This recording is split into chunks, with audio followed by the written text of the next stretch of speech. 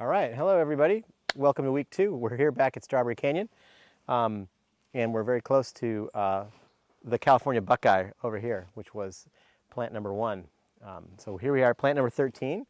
This is Prunus cerasifera in the Rosaceae. That's P-R-U-N-U-S. I don't know if I should spell anymore, guys. I spell on these videos. It just takes up time, and you guys are already complaining that these videos are too long. All right, so I'm not going to spell it. You're going to have to, and Isaac's going to put the words on the, okay? All right, Prunus cerasifera. This is a plant with simple, alternate leaves, and it's our first non-native species. No, it's our second non-native species that we're learning. You may notice in the that when we give you lists of plants, we put them all in italics. Yeah. So,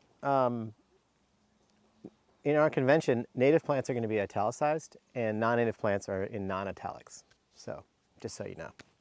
And that's what they have in the Jepson manual as well. Okay, simple alternate leaves. And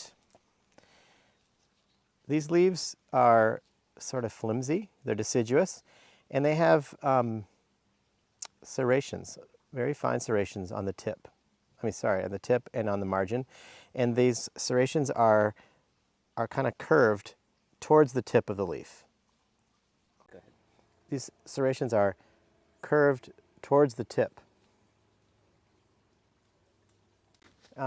Most Prunus species have serrated leaves. And another thing that you see on a lot of Prunus is lenticels on the bark. So let's go to the bark on this one too. Okay. Lenticels are you filming? Yeah. Okay, lenticels are little air passages basically to allow the tree to do aerobic respiration. And you often see them on most Prunus.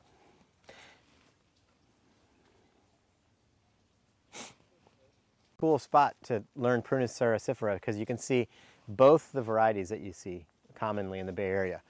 This is the purple-leafed cherry plum. So instead of the leaves being, well, they are a little bit green, but they're also, you can see, reddish purple. And this one is just your garden variety cherry plum with kind of yellowish green leaves. Both of them are deciduous. Both of them will have really pretty white or pink flowers in the spring. And both of them produce kind of a yellowish edible plum. And this is a plant that's escaped cultivation. So people have been planting this for the last several decades in the Bay Area as an ornamental tree. It may be no coincidence that you see a lot of these cherry plums here on the fire trail because if you turn around here, we're in the Botanical Gardens border there. So on the other side of that fence is the Botanical Garden. And I see lots of cherry plums in there too. However, this is an invasive species in the Bay Area. It's an invasive species is an introduced species that's increasing its range, increasing its distribution and increasing its density. However, it's not considered a particularly, it's not on the red list or the most dangerous invasive list because it increases pretty slowly because Prunus cerasifera doesn't produce, hundreds and hundreds of seeds at a time, and it grows rather slowly. So, although it's really common here in the fire trail, you don't see them in really high densities in a lot of Bay Area natural areas. Okay, well, a couple other things. So, we're going to learn at least one other Prunus that's native to the Bay Area, maybe two. And one thing just to keep in mind when you're comparing this one to some of the native species, this one is always a tree, and the serrations here are very fine, and having this characteristic of the curved teeth that point towards the tip, very pronounced here in cherry plum, is a good characteristic. So.